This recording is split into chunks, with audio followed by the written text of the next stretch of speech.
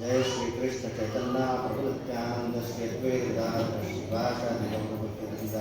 कदांजलिस्मृतिस्मृतिस्मृतिस्करं सुकरं भवेत् विस्मरे विपरीतं श्री चैतन्यं नमामि। हरे कृष्णा कृष्णा कृष्णा हरे हरे हरे राम राम राम हरे हरे। हरे कृष्णा।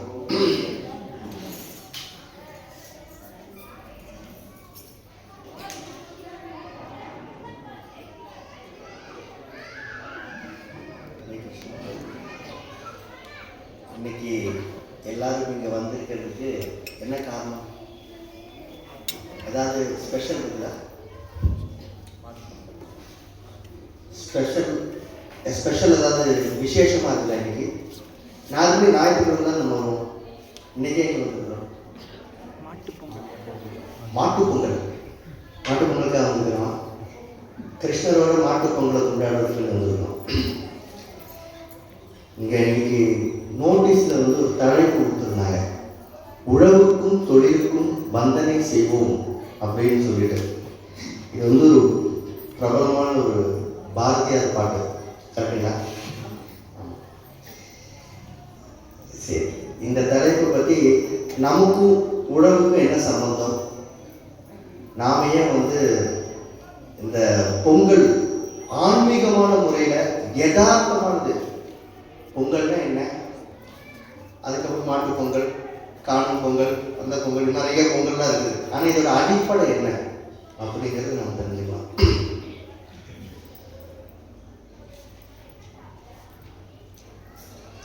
பொதுவாகவே நம்ம விவசாயத்தை என்ன பார்க்குறோன்னா ஒரு பௌதீகமான ஒரு ஜடப்பொருளாக பார்க்கக்கூடாது. நம்ம என்ன சொல்கிறோம்னா, இந்த விவசாய பூமி பூமிங்க அப்படி சொல்றாங்க. விவசாய பூமின்னு சொல்றாங்க. அப்ப விவசாய பூமி நம்ம ஜடமா பார்க்க கூடாது. பூமினா என்ன? பூமினா என்ன? பூமி தாய். அப்போ அங்கேயே இது ஆன்மீகத்தோட கலந்து இருக்குதுன்னு நம்ம தெரிஞ்சுக்கலாம். இது பூமி தாய் இல்லையா? ஸோ இன்னைக்கு காலத்துல இது இங்கிலீஷ்ல சொல்லுவாங்க ஃபீல்டுன்னு சொல்லுவாங்க. இது ஃபீல்டா இருக்கு அப்படின்னு. ஆனா இது உண்மையாவே பூமி தாய் நமக்கு தந்த வரப்பிரசாதம். கிருஷ்ணா பகவத்கீதையில சொல்றார், அன்னாத் பவந்தி பூதானி பர்ஜன்யா அன்ன சம்பவ யஜ்ஞாத் பவதி பர்ஜன்யோ யஜ்ஞ கர்ம சமத்பவ. ஸோ அதுக்கு என்ன அர்த்தம்? எல்லா உயிர்களும் உணவினால் வாழ்கின்றன. உணவு மழையால் உற்பத்தியாகிறது. மழை யாகத்தினால் உண்டாகிறது. அந்த யாகமோ கடமையை செய்வதால் விளைகிறது. அப்படிங்கிறது தான் அதோடைய அர்த்தம். இன்றைய நாள் பொங்கல் பண்டிகை எதற்கு கொண்டாடுறோம் அப்படின்னா, நன்றி கடன் சொல்வதற்காக, நன்றி சொல்றதற்காக. யாருக்கு நன்றி சொல்றதற்காக?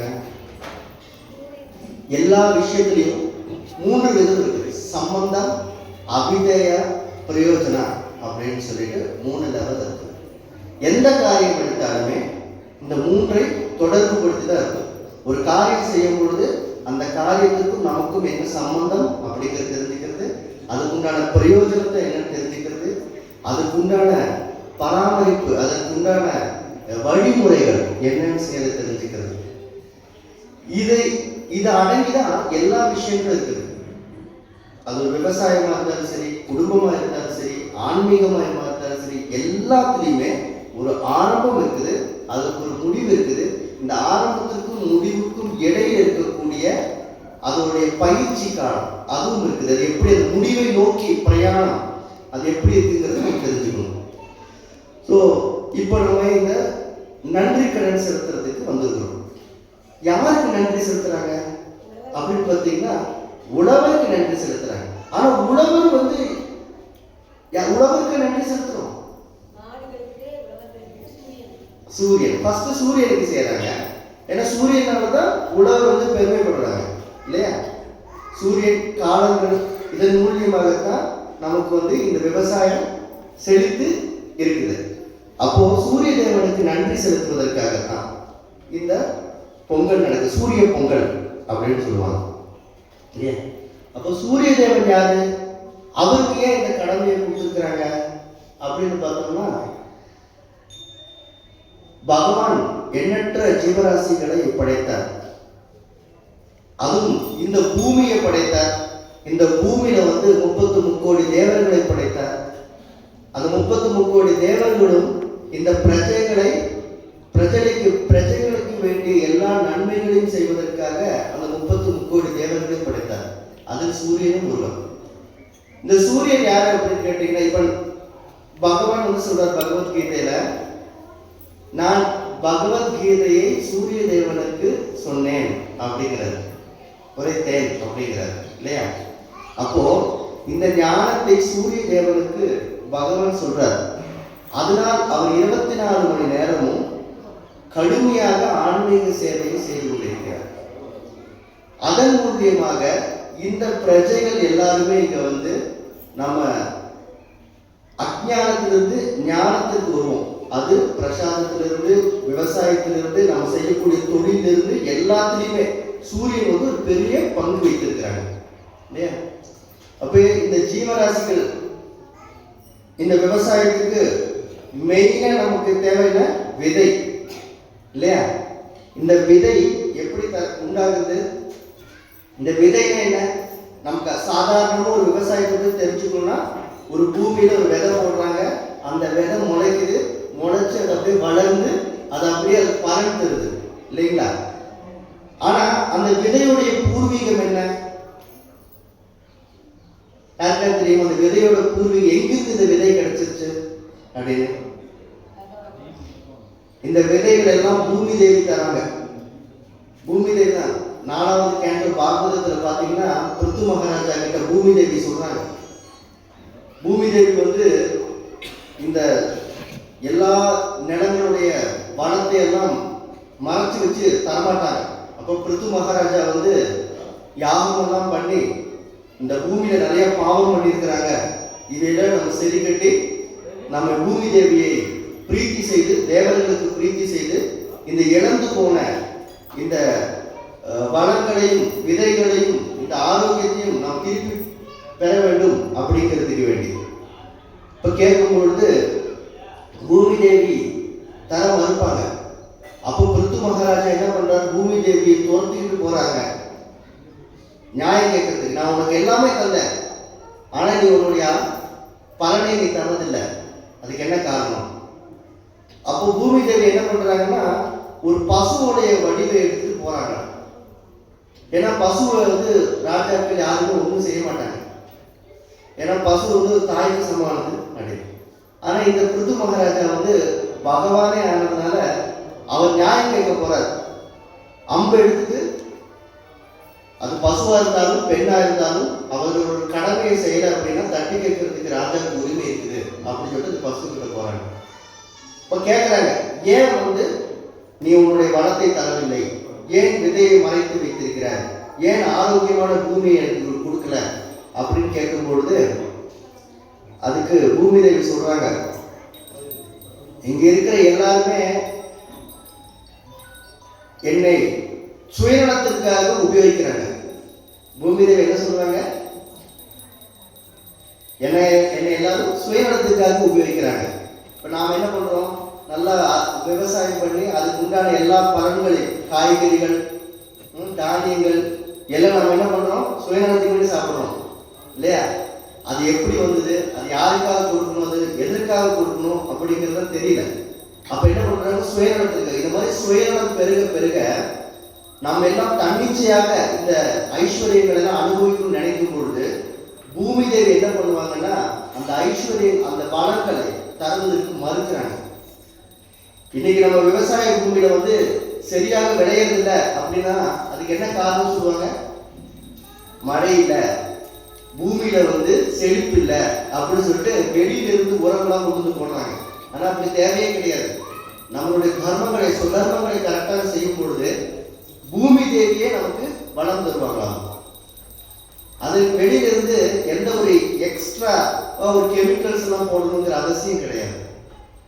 நம்மளோட தர்மப்படி நம்ம நடந்தோம் அப்படின்னா தேவதைகள் அவங்களுடைய தர்மப்படி அவங்க செய்வாங்க. ஸோ எப்படி இந்த விதை முளைத்து விளைந்து அதுக்கப்புறம் ஒரு பூ கனி எல்லாம் கொடுத்தோ இதே மாதிரி தான் இந்த விதையோட அடிஸ்தானமா இருக்கிறது தான் இந்த ஜீவனம். எப்படி இந்த பூமிக்கு வந்து ஒரு விதை முக்கியமோ அதே மாதிரி இந்த ஆத்மாக்குள்ள ஒரு விதை இருக்குது. இதுவும் ஒரு ஃபீல்டு தான். இதுவும் என்ன சொல்றாங்க, ஒரு பூமி மாதிரி தான் இந்த சரீரத்துக்குள்ள. ஏன்னா இந்த சரீரம் வந்து எதால உருவானது, பஞ்சபூதங்களால உருவானது. அப்ப இந்த பூமியில ஒரு விதை போடுறாங்க, இந்த ஆத்மா இருக்குது, இந்த ஆத்மாவுக்குள்ள ஒரு விதை இருக்குது. அது என்ன விதை அப்படின்னா பக்தி. பக்திங்கிற விதையை போடுறாங்க. இந்த விதை அப்படியே வளர்ந்து ஸ்ரத்தா, சாது சங்கா, பஜனை கிரியா, அனர்த்த நிவர்த்தி அப்படின்னு சொல்லிட்டு இந்த பக்தி தொண்டின் 9 வகையான நிலைகளை கடந்து அதனுடைய கனிகளை பகவானுக்கு அர்ப்பணிக்கிறாங்க. அப்போ இந்த விதை எப்படி பக்தி தொண்டு அப்படிங்கிற பழத்தை பகவானுக்கு அர்ப்பணிக்கிறோம், அதே மாதிரி இந்த விவசாய பூமியில இருக்கக்கூடிய தானியங்கள், பழங்கள், பூக்கள் இது எல்லாமே வந்து என்னன்னா பகவானுக்கு அர்ப்பணிக்கப்படுகிறது. பகவானுக்கு அர்ப்பணிக்கப்படாத எந்த விஷயமுமே பூர்ணமாகாது. அப்போ ஒரு விஷயம் நமக்கு பூர்ணமாகணும் அப்படின்னா அது அர்ப்பணம் பண்ணணும். நன்றி இல்லாம இருக்கக்கூடாது. நன்றி இல்லாம இருந்தோம் அப்படின்னா அது வந்து என்ன அர்த்தத்துக்கு ஏமாத்துறதுன்னு அர்த்தம், திருடன் அப்படின்னு அர்த்தம். ஒரு விஷயத்தை நாம் அபகரிச்சு எடுக்கிறோம் அப்படின்னா அதுக்கு வந்து என்ன பேரு, திருட்டுன்னு பேரு. நன்றி உணர்வு, கிராட்டிடியூடோட இருக்கணும். நம்ம பகவானுக்கு நம்ம என்ன பண்ணணும், நன்றி உணர்வோட இருக்கணும். நம்ம கொடுக்குற எல்லா விஷயத்துக்கும் நன்றிக்கடனோட இருக்கணும். அப்ப ஏன் வந்தது தெரியாது, எதுக்கு வந்தது தெரியாது.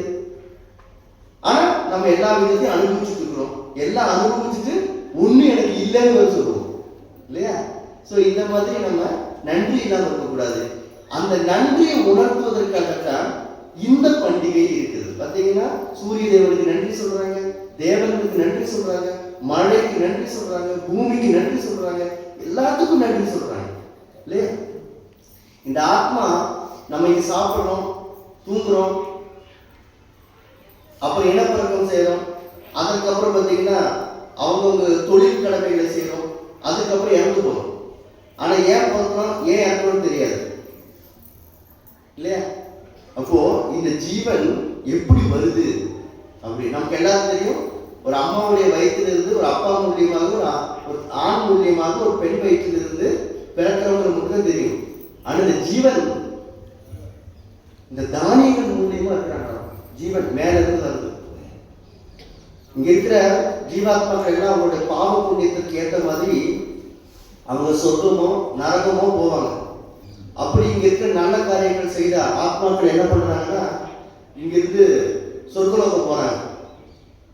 பஞ்சாக்னின்னு சொல்லுவாங்க. இந்த சொர்க்கலோகம் போய் முடிச்சுட்டு அங்கிருந்து திருப்பி இந்த பூலோகத்துக்கு எப்படி வராங்க. நம்ம நினைச்சிட்டு இருக்கோம் நமக்கு கிடைச்சிருக்கிற இந்த ஆத்மா ரொம்ப இயல்பா சாதாரணமா கிடைச்சிருச்சு. சாதாரணமா கிடைக்கல. இந்த ஆத்மா இந்த பூமிக்கு ஒரு தாயோட கர்ப்பத்துல சேர்ற வரைக்கும் அதோட பிரயாணத்தை மட்டும் நீங்க கொஞ்சம் கவனிச்சீங்க அப்படி தெரியும். அது எவ்வளவு கடினமான ஒரு பிரயாணம் அப்படின்னு.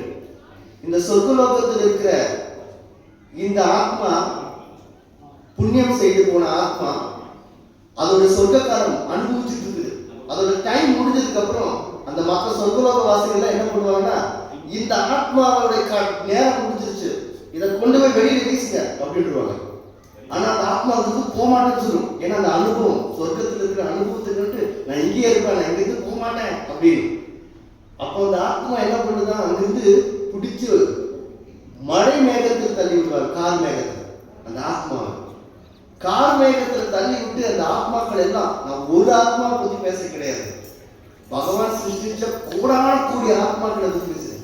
இந்த எல்லா ஆத்மாக்களும் மழை மேகங்கள்ல காத்துட்டு இருக்குது. எல்லா மேகங்களுக்கும் மழை வரக்கூடிய திறமை இருக்காது. கார் மேகம் வரும். அப்போ அதுக்கு ஒரு சூழ்நிலை அமையணும்.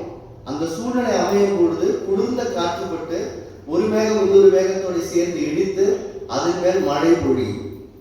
அப்போ இந்த ஆத்மா அந்த மழை கார் மேகத்திலிருந்து அந்த ஆத்மா மழையா பொழியும். அந்த மழையாக அந்த ஆத்மா வருது. என்ன பண்றது, அப்படியே ஃபீல்டுல விடுது. முதல் அக்னி சொர்க்கலோகத்திலிருந்து மேகத்துக்குள்ள வருது. ரெண்டாவது மேகம், மூன்றாவது பூமி. இந்த பூமிக்குள்ள இந்த ஆத்மா மழையா வந்தாலும் எல்லா ஆத்மாவும் தானியங்களுக்குள்ள போறது கிடையாது. ஆத்மான நம்மளே நினைச்சுக்கோங்க, நாம இப்படி திக்கு தெரியாம ஒரு உடல் கிடைக்காம சுத்திட்டு இருக்கிறோம்னு வச்சுக்கோங்க. இது மழையா இருக்குது, அங்கிருந்து அப்படியே பூமிக்கு விழுகுது. சிலது ரோட்டுக்கு போகுது, சிலது மலைக்கு போகுது, சிலது கிணறுக்கு கடலுக்கெல்லாம் போகுது. எதுவுமே தானியமாகணும்னு நிர்பந்தம் ஒன்றும் கிடையாது. அது சில ஆத்மாக்கள் மட்டும்தான் அப்படி பூமிக்கு போகுது. பூமிக்கு போகும்பொழுது இந்த விதை விதைக்கும் பொழுது இந்த விதையை அந்த ஆத்மாக உருவெடுத்து அது அப்படியே தானியமாக அது விளையுது. அப்படி தானியமா விளையும் பொழுது அதை எடுத்து அறுவடை பண்றாங்க. அதுல சிலதெல்லாம் விளையாது. அந்த கிளை சொல்லுவாங்கல்ல, அது மாதிரி ஆயிடும், அது யூஸ்லெஸ் ஆயிடும். சிலதை எடுப்பாங்க, அதை எடுத்து போர் அடிப்பாங்களா, அடிச்சு அந்த தானியங்கள் எல்லாம் வெளியில வர்றதுக்கு அந்த காலத்துல என்ன பண்ணுவாங்கன்னா யானை இதெல்லாம் வச்சு மெதிக்க வைப்பாங்க. அது மெதிச்ச உடனே இந்த தானியம் என்ன பண்ணும், யானையோடைய காலுக்குள்ள தான் போயிடும், மாட்டு சக்கரை இந்த வண்டி சக்கரத்துக்கு இடையில தான் போயிடும். அப்ப அந்த ஜீவனும் சரியா ஒரு தாயுடைய கர்ப்பத்துக்குள்ள போறது கிடையாது. இப்படி மலையில பாதி, விளைச்சல் நிலையில மீதி, அதுக்கப்புறம் போர் அடிக்கிற இடத்துல மீதி, வண்டி சக்கரத்துல மீதி, வரப்புல மீதி, இப்படி எல்லாம் போக ரொம்ப செலக்டிவா இருக்கிறது ஆத்மா மட்டும்தான் தானியங்களா போய் தானிய கிடங்குல போய் சேரும். அப்படி இந்த தானிய கிழங்குல சேர்றதுக்கு அந்த தானியம் எடுத்து அதுலயும் என்ன பண்ணுவாங்க, மூட்டை மூட்டையா எடுக்கும், அது சில வேஸ்டேஜ் ஆகிடும், அந்த பக்கம் போகும். அப்புறம் அதை என்ன பண்ணுவாங்க, கடையில போயிட்டு அது மில்லுல கொடுத்து அது சரி பண்ணி எல்லாம் மூட்டை மூட்டையாக்கி அந்த தானியங்கள் நமக்கு கிடைக்குது. அது கிடைச்சதுல ஒரு பிடி எடுத்தாரு மூடிட்டு அதை சாப்பிட்டு பாக்கியில் நிறைய பேர் வேஸ்ட் பண்றவங்க இருக்காங்க, அது அப்படியே போயிடும். அப்ப இந்த ஜீவன் எல்லாம் அப்படியே வேஸ்டா போகும். ஒரு இடத்துலயும் ஒரு சில இடத்துல மட்டும்தான் இந்த தானியம் வந்து ரொம்ப கேர்ஃபுல் நம்ம கைக்கு வருது பார்த்தீங்களா, அது புண்ணியம் செய்தது, பாக்கியம் செய்தது, அது கிடைச்சிருக்கு. இந்த மாதிரி தான் நாமும் நம்மளோட அம்மா அப்படி எல்லா விதமான தானியங்களும் உள்ள போறது கிடையாது. அப்படி எல்லா விதமான தானியமும் உள்ள போனாலும் அது எனர்ஜியா கன்வெர்ட் ஆகி ஒரு கருவாக உருவாகி ஒரு தாயோட கர்ப்பத்துல ஒண்ணுதான் போகும், எல்லாமே போறது கிடையாது. பல கோடி ஜீவன்கள் போனாலும் கூடிட்டு ஒரே ஒரு ஆத்மா மட்டும்தான் ஒரு தாயோட கர்ப்பப்பைக்குள்ள போகும். அப்படி அந்த தாயோட கர்ப்பப்பைக்குள்ள ஆகிற அந்த ஆத்மா வெளியில வந்து இவ்வளவோ கடினமாக எனக்கு கிடைச்ச அந்த பிறப்புங்கிறது மறந்துடும். அப்ப என்னன்னா நம்ம கஷ்டப்பட்டதுக்குண்டான பலன் என்ன, நமக்கு இந்த ஜீவன் ரொம்ப எல்லாருக்கும் ஈஸியா கிடைச்சிக்கிட்ட மாதிரி இந்த ஜீவன் நமக்கு கிடைக்கல. இன்னைக்கு நம்ம ஒரு விதைச்சு அதுக்கு விளைஞ்சு அறுவடை பண்ணி அதை கொண்டாடி நன்றி சொல்றோம் இல்லையா? அப்ப இந்த ஆத்மாவுக்கு இந்த கடினமான இந்த விதை, பக்திங்கிற விதை இல்லாம இதை சுத்திக்கிட்டே இருக்குது பாருங்க. இதை பத்தி யாராவது நினைக்கிறோமா? நினைக்கணும். இந்த மாதிரி ஃபெஸ்டிவல்லாம் வரும் பொழுது லிங்க் பண்ணணும், எல்லாம் ஒன்னோடு ஒன்று லிங்க் பண்ணி பார்க்கும் பொழுது நமக்கு தெரியும். அப்படி இந்த ஆத்மா அப்படி ஒரு தாயுடைய கர்ப்பத்தில் பிறந்து வந்து அதுக்கப்புறம் சாது சங்கத்தை கிடைத்து அதன் மூலியமாக பக்தி வளர்த்தி அதற்கு மேல அதை கிருஷ்ண பக்தியை வளர்ந்து இன்னைக்கு நம்ம எல்லாம் இங்க உட்கார்ந்துட்டு இருக்கிறோம் அப்படின்னா இந்த பகவான் கிருபை சாது சங்கத்துடைய மகிமா எல்லாருக்கும் கிடைச்சிடாது. நாம சொல்லிட்டு இருந்தோம் பார்த்தீங்களா, இந்த என்டையர் பிரபஞ்சத்தில் இருக்கிற இது புண்ணியம் செய்த ஆத்மாக்களுக்கு உண்டான வழி இந்த தானியங்கள் மூலியமா வருவது. சில பேர் பாவம் பண்ணியிருப்பாங்க, அவங்களால சொர்க்கத்துக்குலாம் போக மாட்டாங்க. அந்த எப்படி வருது அப்படின்னா மாயாதேவி பார்த்துக்கிட்டே இருப்பாங்க. அவங்க என்ன பண்ணுவாங்க, இவன் இவ்வளவு பாவம் பண்ணியிருக்கிறான், இவனோட கீழ் லோகம் இருக்குது, இப்படி பூலோகம் இருக்கிற மாதிரி அத்தலை வித்தலை சுத்தலை மகாத்தலை பாத்தாலும் கீழ் இருக்குது. அங்கே இதை விட கீழ் ஜென்மமா பிறக்கக்கூடிய வாய்ப்பு கூட இந்த ஜீவனுக்கு கிடைக்கும். ஸோ நன்றி உணர்வு ஒரு ஜீவனுக்கு வேண்டும். இந்த பகவான் நமக்கு அன்னம் கொடுக்குறாங்க. அக்னமயா, பிராணமயா, மனோமயா, விஞ்ஞானமயா, ஆனந்தமயான்னு சொல்லுவாங்க. அப்ப அன்னமயாலேயே நம்ம நிற்கக்கூடாது, அன்னமயாலிருந்து ஆனந்தமயாவுக்கு நம்ம வரணும். பொங்கல் சாப்பிட்ட உடனே அந்த ஆனந்தமயமா வரணும் அப்படின்னா நமக்கு இந்த அன்னம் எதற்கு கொடுத்துருக்கிறாங்க? இந்த பஞ்சபூத இந்த சரீரத்தை வளர்த்ததுக்காக மட்டும், சரீரம் ஆரோக்கியமா இருக்கணுங்கிறதுக்கு மட்டும் இந்த அன்னம் அப்படின்னு நம்ம நினைக்கக்கூடாது. ஆத்ம சுத்தியும் இருக்குது. சத்துவகுணத்தில் உள்ள ஆகாரம் இருக்குது, ரஜோகுணத்தில் உள்ள ஆகாரம் இருக்குது, தமோ குணத்தில் உள்ள ஆகாரம் இருக்குது. அப்ப சுத்த சத்துவத்தில் உள்ள ஆகாரம்லாம் சாப்பிடணும் அப்படின்னா அதை பகவானுக்கு நைவேத்தியம் பண்ணி நம்ம சாப்பிடணும். அப்ப நமக்கு அந்த பக்திங்கிற அந்த இது வரும். அப்ப ஆனந்தமயாவா, அன்னமயால இருந்து ஆனந்தமயா ஆகணும் அப்படின்னா எப்படி இன்னைக்கு சூரிய தேவனால எனக்கு இந்த தானியங்கள் கிடைத்தது சூரியனுக்கு நன்றி செலுத்துறோமோ, அதே மாதிரி இந்த ஜீவன் இவ்வளவு கஷ்டப்பட்டு வந்து இதுக்கு இவ்வளவு சௌகரியங்கள் எல்லாம் செய்து கொடுத்து பகவான் என்னை இந்த அளவுக்கு வச்சிருக்கிறாருன்னா அவருக்கு நன்றி உணவா இருந்து என்னுடைய ஜீவன காலம் முழுவதும் நான் பகவானுக்கு நன்றி கடன்பட்டு அவருக்கு சேவை செய்து கிடப்பேன் அப்படின்னு நினைக்கிறேன். இதுதான் பகவான் நமக்கு கொடுத்திருக்கிற சௌகரியத்தை நாம கரெக்டா யூஸ் பண்றது அர்த்தம். இல்ல பகவான் நமக்கு கொடுத்திருக்கிற சௌகரியத்தை மிஸ்யூஸ் பண்ணோம் அப்படின்னா மறுபடியும் இதே ப்ராசஸ்ல ஜீவன் ஒரு தாயோட கர்ப்பத்துல நம்ம பிறப்போம் அப்படின்னு சொல்ல முடியாது. நம்ம நினைக்கணும் இந்த ஜீவன் எங்கெங்கெல்லாம் அழைச்சி முடிச்சு திரிஞ்சு இன்னைக்கு வந்திருக்குது. இன்னைக்கு அங்க கொதிக்குது பார்த்தீங்களா பொங்கல், அதுலேயே ஏகப்பட்ட ஜீவன் இருக்கும். அதெல்லாம் நம்ம ஆஃபர் பண்ணி நம்ம சாப்பிடுவோம் இல்லையா? அப்போ அங்க அதே மாதிரி கொதிச்சுட்டு இருந்த ஜீவன் தான் ஒரு ஆணுடைய வாயில போய் ஒரு பெண்ணுடைய கர்ப்பத்துல தெரிந்து ஒரு சரீரமா நம்ம இப்ப வந்து உட்கார்ந்துருக்கிறோம் இல்லையா? அப்ப அது மாதிரி நம்ம அந்த நன்றியை மறக்கக்கூடாது. பகவான் நமக்கு ஒரு வாய்ப்பு கொடுத்திருக்கிறாரு அப்படின்னு. இந்த வாய்ப்பை நம்ம தவற விடக்கூடாது எப்பவுமே. இந்த சரீரம் நமக்கு கிடைக்கக்கூடிய ஒரு பெரிய பாக்கியம். சரீரம் இல்லாம எத்தனை ஆத்மா சுத்திட்டு இருக்குது, எனக்கு சரீரம் கிடைக்கல அப்படின்னு. சரீரம் கிடைச்சவர்கள் அதை பிரயோகப்படுத்துறது கிடையாது. கரெக்டா நான் என்னோட லைஃப் பூரண ஆனந்தமா என்ஜாய் பண்ணுவேன், ஃபெஸ்டிவல் கொண்டாடுவேன், பட்டாசு வெடிப்பேன், கரும்பு சாப்பிடுவேன், இதுல மட்டுமே இருக்கக்கூடாது. நம்ம அந்த தீவிரமா நம்ம ஒரு பக்தி செய்யணும். ஏன்னா கிருஷ்ணன் வந்து சொல்றாரு, தர்மமே என்ன அப்படின்னா அவனோட சுதர்மத்தை செஞ்சாதான் அவன் இன்னொரு ஜென்மம் எடுக்க மாட்டான், ஆன்மீக உலகத்துக்கு போறதுக்குண்டான வாய்ப்பு அவனுக்கு கிடைக்கும். ஸோ இந்த பொங்கலை நாம் பயன்படுத்தி பகவான் நமக்கு செய்திருக்கிற நன்மைகள் அதெல்லாம் மனசுல வச்சு அதன் மூலியமாக நம்ம பக்தியில மேன்மேலும் வளரும். இதெல்லாம் நம்ம பகவானை நினைக்கிறது எல்லா பண்டிகைகளையும், அந்த எல்லா பண்டிகைகளையும் பகவானை சம்பந்தப்படுத்தி அதில் என்னுடைய பக்தி தொண்டை நான் நிறைவேற்றுவேன் அப்படின்னு வச்சுட்டு நம்மளோட பிரதானப்பட்ட பிரைமரி டியூட்டி என்னவோ அதை மறக்க கூடாது. கொண்டாட்டங்களை மட்டுமே நாம் பிரதானமா வச்சு கொள்ளக்கூடாது. கொண்டாட்டம் தேவை, ஆனா கிருஷ்ணரோட சேர்ந்து கொண்டாட வேண்டும். அது ரொம்ப முக்கியம். எல்லா பண்டிகையும் கிருஷ்ண சம்பந்தம் இருக்கணும். கிருஷ்ண சம்பந்தம் இல்லைன்னா அந்த கொண்டாட்டம் பௌதீகமானதாக இருக்கும், புலனுணர்ச்சி ஆகிடும். பக்தி தொண்டுக்கும் புலனுணர்ச்சிக்கும் என்ன வித்தியாசம்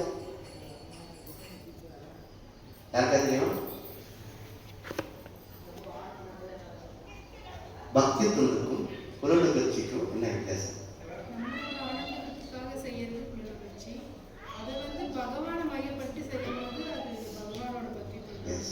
அப்போ நம்மளோட சுயநலத்திற்காக இன்னைக்கு நான் போயிட்டு ஒரு பழம் சாப்பிடணும்னு கடையில் போயிட்டு நான் வாங்கி நான் என்னுடைய ஆசைக்காக நான் போய் நான் சாப்பிட்டேன் அப்படின்னா அது வந்து புலனுணர்ச்சி. அதை அப்படியே எடுத்து பகவானுக்கு நைவேத்தியம் பண்ணி சாப்பிட்டேன் அப்படின்னா அது பிரசாதம் அப்படின்னா அது வந்து பக்தி தொண்டு. ஸோ அதே மாதிரி நம்மளுடைய எல்லா செயல்களும் வந்துட்டு பகவானுக்கு அர்ப்பணிச்சு செய்யறது அப்படிங்கிறது தான் இந்த சரீரத்திற்கு நமக்கு கொடுத்திருக்க பகவானுக்கு நம்ம செய்யக்கூடிய நன்றி. இன்றைய நாள் நன்றி கிணறை உணர்த்துவதற்கான ஒரு நாளா இருக்கிறதுனால இந்த நன்றி உணர்வை நம்ம எப்பவும் மனசுல வச்சுக்கணும். நமக்கு இந்த அன்னம் கொடுத்துருக்கிறாங்க, இந்த சரீரம் கொடுத்துருக்கிறாங்க, இந்த வாய்ப்பு கொடுத்துருக்கிறாங்க. இந்த வாய்ப்பு கொடுத்ததுக்கு எப்பவுமே நன்றி சொல்லணும். நம்மளுடைய தவறுகள் என்னென்னலாம் இது வரைக்கும் பகவானை நினைக்காம பண்ணமோ அந்த தவறுகளுக்கெல்லாம் நான் மன்னிப்பு கேட்கிறேன். எனக்கு மீண்டும் ஒரு பக்தி சேவைக்கு கொடுத்ததுக்கு நன்றி செலுத்தணும் அப்படின்னு. ஸோ மறுபடியும் அவருடைய கருணையை வேண்டணும், நன்றி மறக்காம இருக்கணும் அப்படின்னு சொல்லிட்டு ப்ரே பண்ணணும். நாங்கள் கொடுத்த எல்லா விஷயத்துக்கும் நன்றி செலுத்தணும். அதே மாதிரி நான் பண்ண எல்லா தப்புக்கும் மன்னிச்சு இல்லையா? இந்த மன்னிப்பு, நன்றி உணர்வு, தன்னுடைய கீழ்ப்படிந்து தன்னுடைய தவறுகளை உணர்ந்து செய்யணும் அப்படிங்கும்போது பகவான் ரொம்ப பிடிக்கும். அதான் சரணாகதி. விதையோட தர்மம் எப்படி முளைச்சு வெளியில வந்து காய் கொடுக்குறதோ அதே மாதிரி இந்த ஜீவனோட தர்மம் பகவானுக்கு சேவை செய்யறது. ஒன்னொன்னுக்கு ஒரு தர்மம் இருக்குது. சர்க்கரையோட தர்மம் என்ன? இனிக்கிறது. உப்போட தர்மம் இல்லையா? அப்ப ஜீவனோட தர்மம் என்ன? சேவை மனப்பான்மை. சேவை மனப்பான்மை ஜீவனோட தர்மம். இப்ப சர்க்கரை வந்து கசந்துச்சுன்னா என்ன பண்ணுவோம்? அதோட தர்மம் அது இல்லை அப்படின்னு அர்த்தம் இல்லையா? அதே மாதிரி இந்த ஜீவனுடைய உண்மையான தர்மம் என்னன்னா சேவை பண்றதுதான் தர்மம். கிருஷ்ண பக்தி உணர்வோட சேவை பண்றது. இந்த பக்தி உணர்வோட சேவை பண்றது தான் இந்த ஜீவனோட தர்மம். அந்த தர்மத்தை நம்ம எப்பவும் செய்யணும். அதற்கு தான் இந்த ஒரு பண்டிகையும் நம்மளை நினைவுபடுறது. எப்பவுமே எல்லா ஃபெஸ்டிவலும் என்னுடைய தர்மத்தை நான் செய்ய வேண்டும், கிருஷ்ண சம்பந்தத்தோட என்னோட தர்மம் சேவை பண்ணுவதுங்கிற ஒரு தர்மம், பகவானை பிரார்த்தனை செய்ய வேண்டும், பகவானையும் இதை சேர்த்து செய்ய வேண்டும் அப்படிங்கிறது என்னுடைய தர்மம் அப்படின்னு நினைச்சு நம்ம செய்ய வேண்டும். ஓகேங்களா? நிறைய சொல்லலாம், ஆனால் 6 மணிக்கு இங்கே அடுத்தது ப்ரோக்ராம் இருக்குது. அதனால இன்னொரு தடவை நம்ம பாக்கி ஏதாவது சொல்றோம். ஓகே. ஓகேங்களா? ஏதாவது கேள்விகள் இருந்தா கேளுங்க.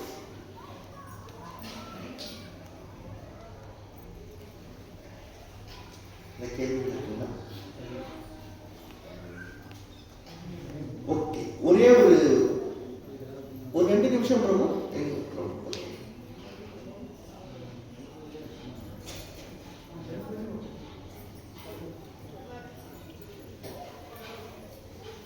சரி, இன்னொரு தடவை பார்த்துக்கலாம்.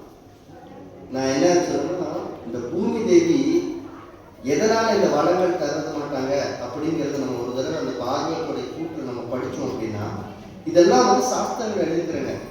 கிருஷி சாஸ்திரம் அப்படின்னு இருக்குது. எல்லாத்துக்குமே சாஸ்திரங்கள் மூலியமாக தான் இதெல்லாம் நம்ம செய்யணும். அப்போ அதில் எழுதிக்கிறாங்க நிறையா. இந்த பூமி தேவி ஏன் வளம் கொடுக்கறது இல்லை அப்படிங்கிறது, இதெல்லாம் செய்யாமல் இருந்ததுன்னா 4th canto பாகவதம் தான் படிங்க. 18வது சாப்டர்ல பூமி தேவி ஏன் நான் வளம் கொடுக்கல இந்த இந்த அதுன்னு சொல்லிட்டு சொல்லுவாங்க. அதை நம்ம படிச்சுட்டு புரிஞ்சுக்கிட்டோம் அப்படின்னா, அதை செய்யாமல் இருந்தால் நம்ம பூமியில் நமக்கு எல்லா விதமான ஐஸ்வர்யங்களும் நமக்கு கிடைக்கும். இப்போ 4th canto பாகவதம் மேலே இருந்ததுன்னா அதை படிக்கணும். ஓகேங்களா? ஏதாவது கேள்விகள் கேட்குங்க.